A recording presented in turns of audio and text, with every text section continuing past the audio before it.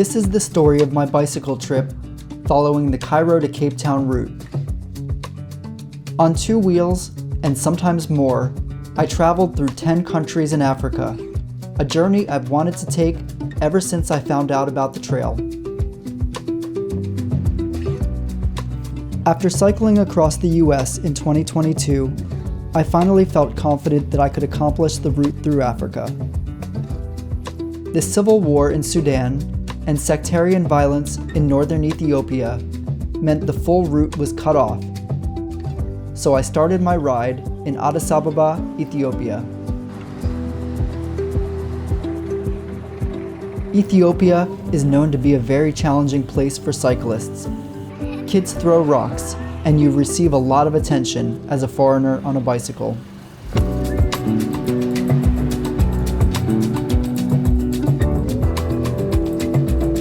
I flew into Addis Ababa, spent some time putting together my bike and checking out the town. It was a fun city to explore, but I didn't stay long. I was nervous when I finally got on the road, but I grew more confident as I got out of town and started making my way south.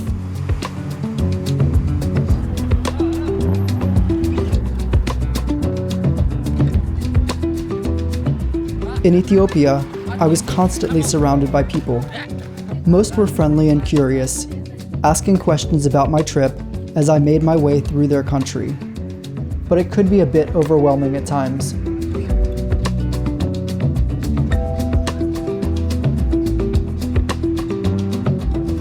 I traveled on a budget, so I slept in some rooms that made me a little queasy.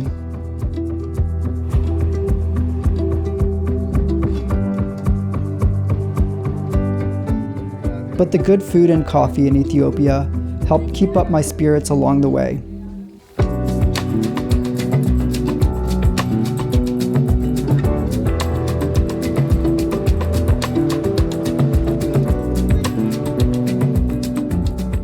The country had incredibly diverse cities and landscapes. My favorite section was near the Yabelo Wildlife Sanctuary, which was stark and green, hilly, filled with animals, and not many people. Cycling through there meant I could go slow enough to take it all in.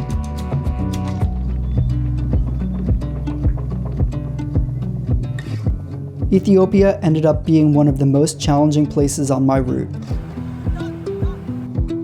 I was relieved when I made it to the border with Kenya about a week after I set off. A lot changed when I crossed into Kenya, and not just that I was riding on the other side of the road.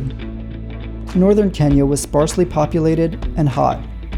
I wasn't really prepared for that, and felt the effects of heat stroke for the first and only time on the trip. I took a day off from cycling to do a game drive in Old Pajeta Conservancy, where I got to see the last two northern white rhinos on Earth and some lions that we located by bribing a park ranger. Outside the park, there was no shortage of wildlife along the roads. Some mountainous landscapes to ride through, like the huge dip through the Great Rift Valley.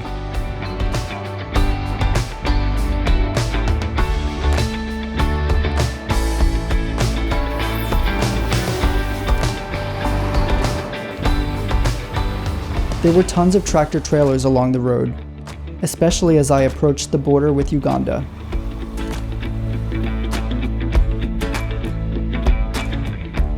Traffic was insane in eastern Uganda. I took a bus to skip the dangerous ride into Kampala and wasn't surprised to see that the traffic was even worse inside the city. I was definitely glad to skip some of that section.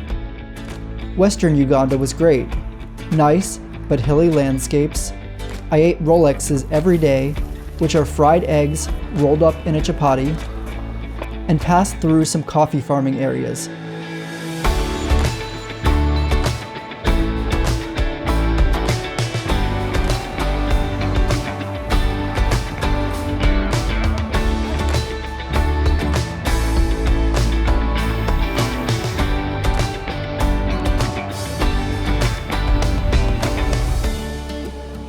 I got a nail through my back tire though, which began a long string of tire problems. But I also had one of the best experiences of my whole trip, trekking in Bwindi impenetrable forest to see the mountain gorillas. Sitting just a few feet from a silverback gorilla in the forest was something I'll never forget. When I crossed the border into Rwanda, I cycled through a lush valley of tea farms. I stopped to take a picture, but these guys jumped in front of the camera and pretended they were tea pickers, which they weren't, but they had fun playing along anyway. There's a strong network of people bike touring in Africa.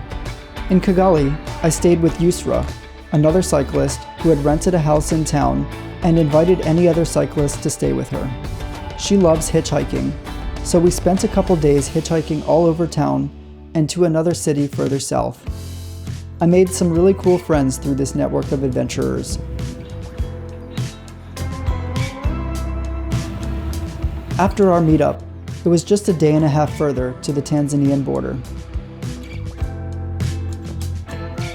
The roads were very challenging after crossing the border. These hills are so steep and treacherous that I don't even want to ride them. Eventually, they became rideable, but they were filled with tractor-trailer traffic, so I had to be extra careful.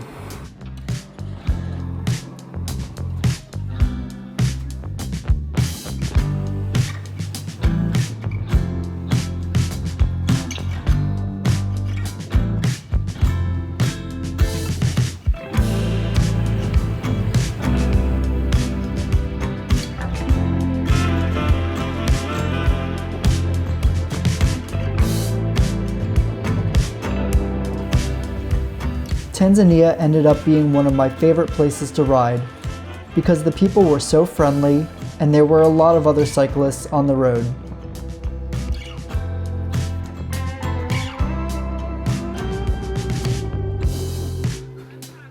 I loved the fresh fruit and vegetables and the bike shops in the markets, even though they never carried the parts I needed.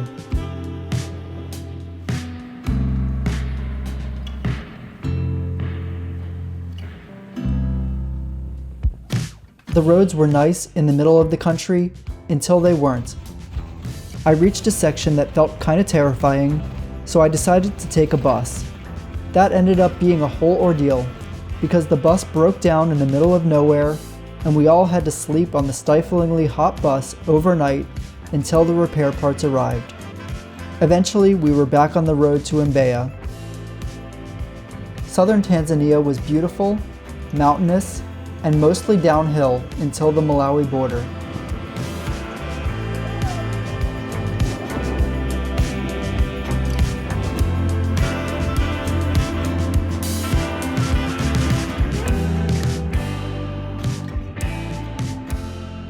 After crossing the border, I was excited to see Lake Malawi, and it did not disappoint.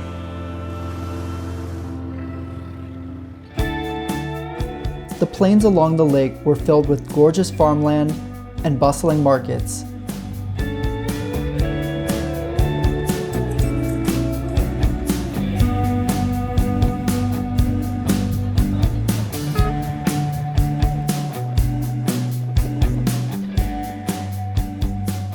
I also made it to another place I had been looking forward to since the start of the trip, the Mushroom Farm Eco Lodge, a super nice resort high up on a cliff overlooking the lake. I took a day off there to hike to a nearby waterfall with some new friends.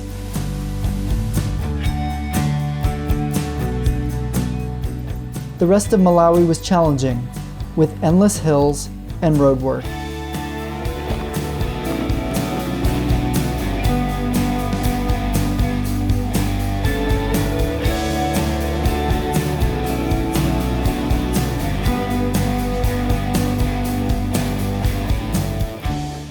I went over the mountains in the middle of the country, past Elephant Rock, and was blown away by how beautiful it was.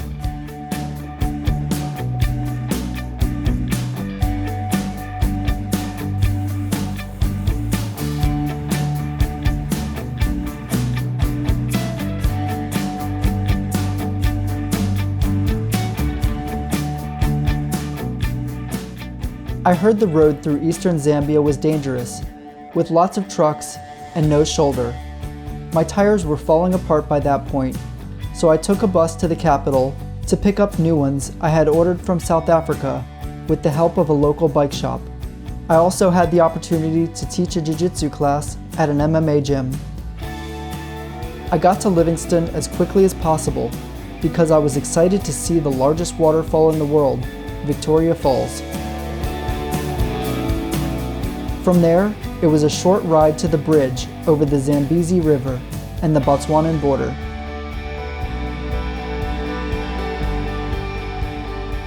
In Botswana, the biggest challenge was the wildlife.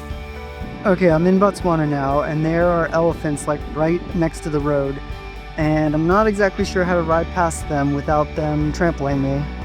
I had to wait until a car or truck drove by to create a buffer so I could pass the elephants safely. Can I ride next to you past the elephants? Okay, thank you.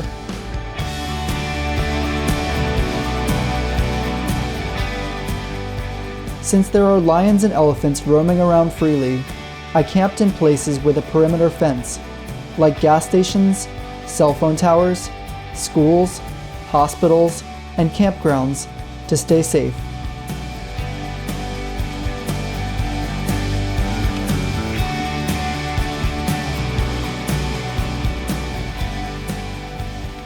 This is the road west of Nata, and there's just nothing here.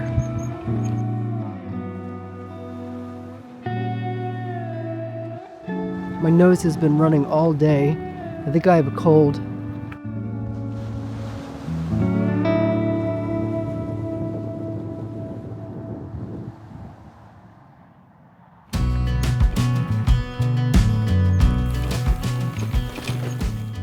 Thought that Botswana had good roads, but apparently not.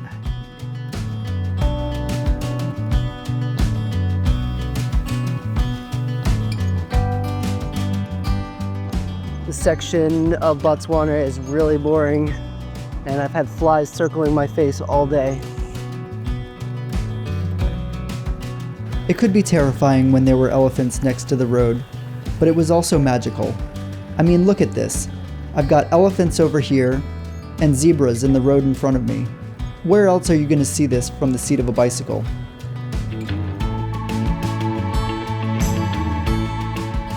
Okay, there's a whole herd of elephants right on the side of the road. I'm just going to stay back here until they move out of the way because I don't want to spook them.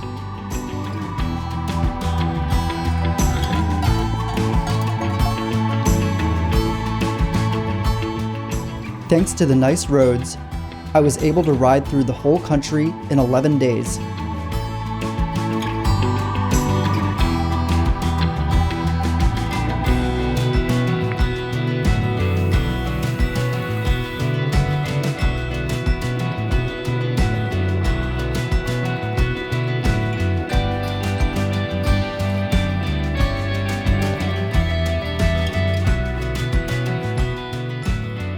I hope I get to this campsite soon because I don't have a whole lot of daylight left.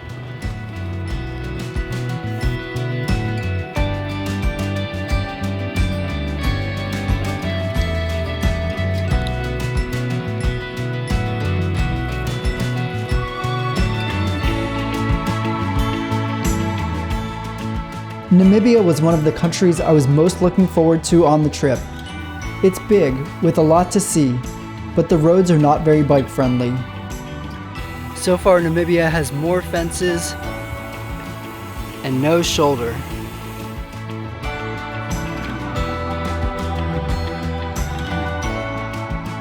I decided to rent a 4x4 when I got to Windhoek, so I could do as much as possible in a short time frame.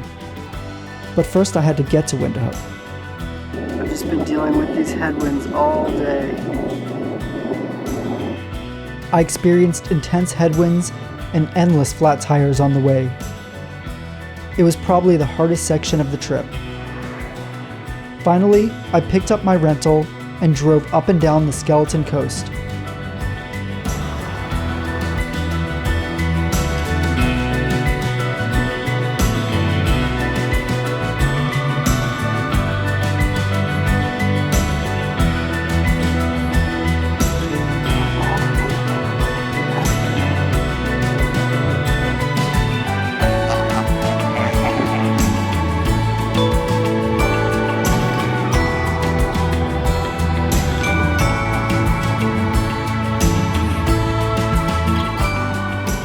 From there, I headed down to the part of Namibia that's famous for the sand dunes.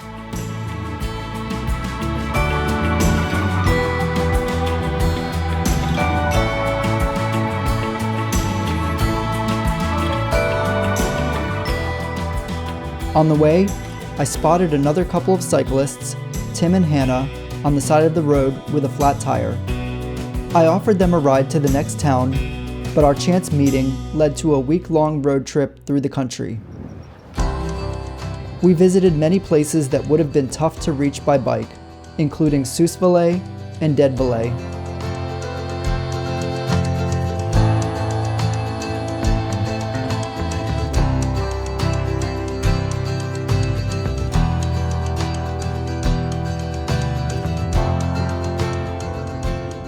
Namibia's newest national park, near Lutteritz,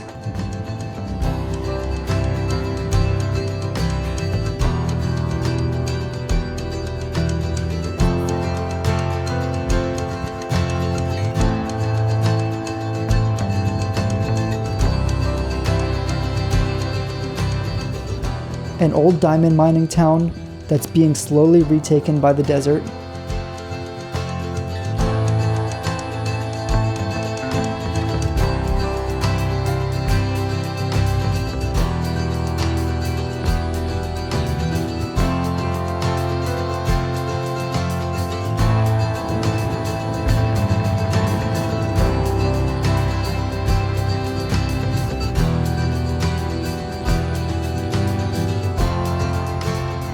drove along the Orange River on the South African border,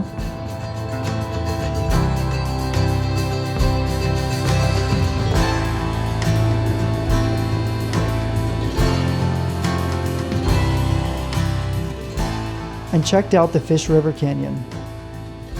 The company and Epic Landscapes made it one of the most fun weeks of the trip.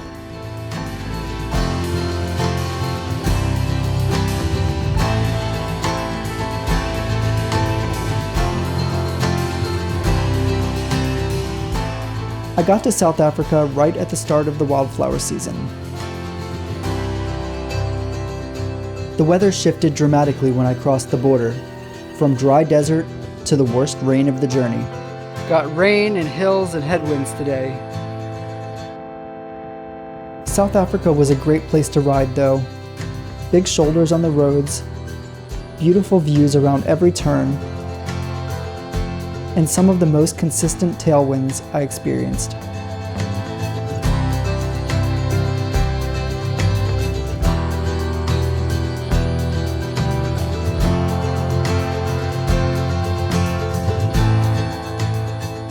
The vineyards were an added bonus. A glass of wine is a great way to end a long day of cycling. It's another wet one. All of that rain caused flooding in the Cedarburg Mountains, and I wasn't sure if the roads would be passable. Everyone I asked gave me conflicting information, but I decided to try riding it anyway, and I'm glad I did. Some of the roads were flooded, but it ended up being one of my favorite sections of the trip, and a nice break from the highways.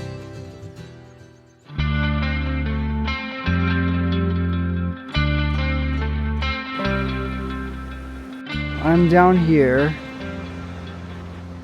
and the road goes all the way up along there. This is the road I came from.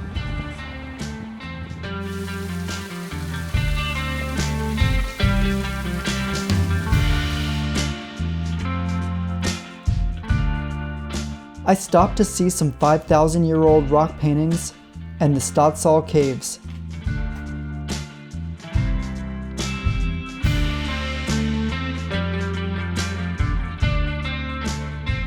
The road past there was blocked by floodwater.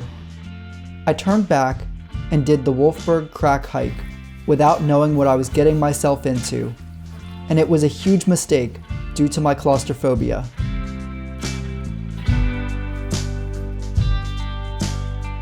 I was thrilled to finally get out of there.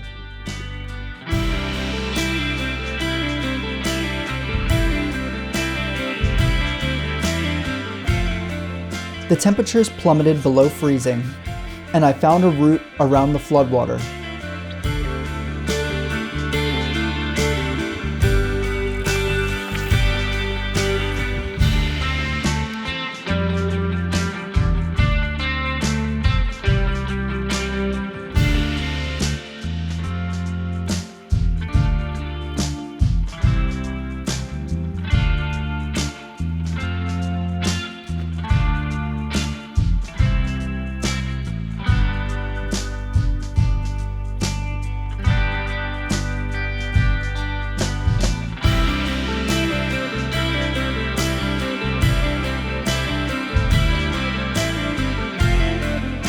I made my way down out of the mountains,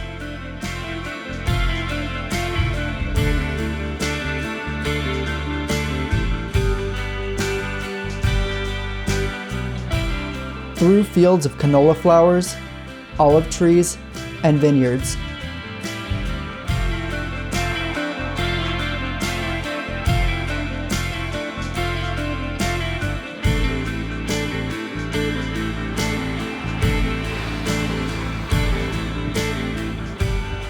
And I reached the coast of the Atlantic Ocean.